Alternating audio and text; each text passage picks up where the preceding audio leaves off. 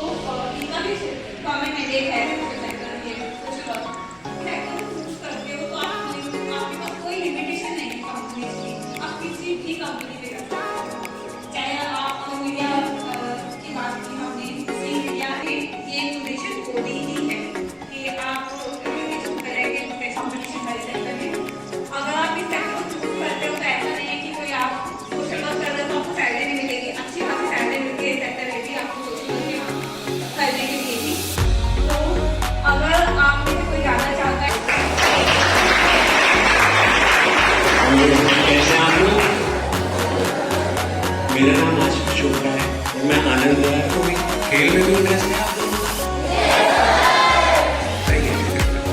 तो government job मैं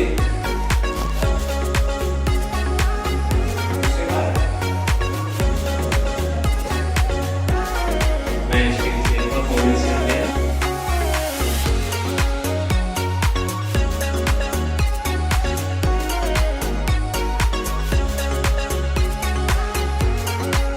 So it's time for an interactive question and answer session. So if you have any questions, any doubts, or if you want insight on any of the fields that our speakers spoke, please raise your hand and ask your questions. So मेरा question है कि जैसे कि आप chef हैं, तो आपके parents ने कभी आपको इस चीज़ के लिए रोका नहीं है?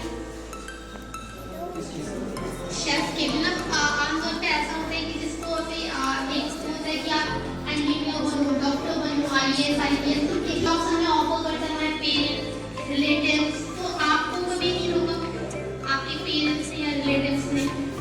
डिपेंड करता है कि आपको क्या करना है। लाइक आपके पेरेंट्स आपको बोल रहे हैं कि आपको इंजीनियर बनना है, बट आपको नहीं बनना है इंजीनियर, आप क्रिकेटर बनना चाहते हो। There are so many opportunities, आपको किसी भी फील्ड में जाना, there are so many opportunities any field. You want to become like a chef, जो स्किल जॉब है, कोई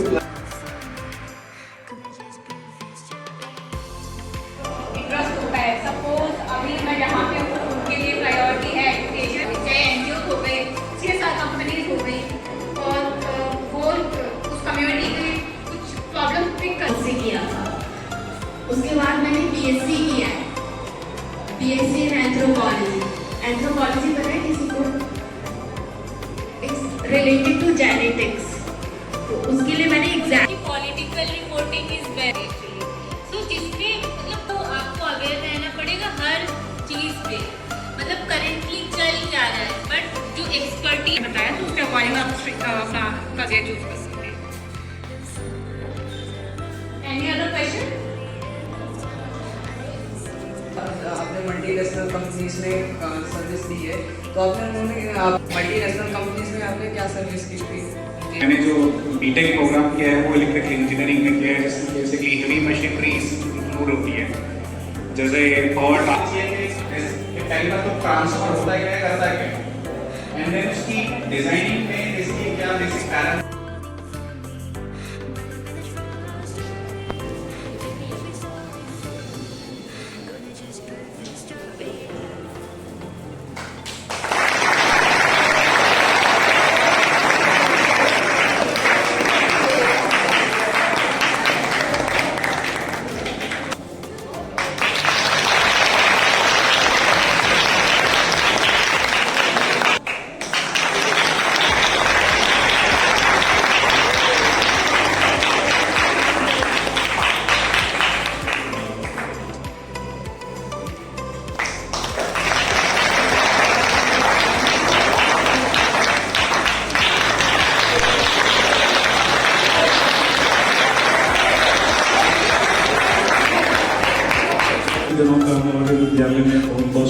अभिनंदन है।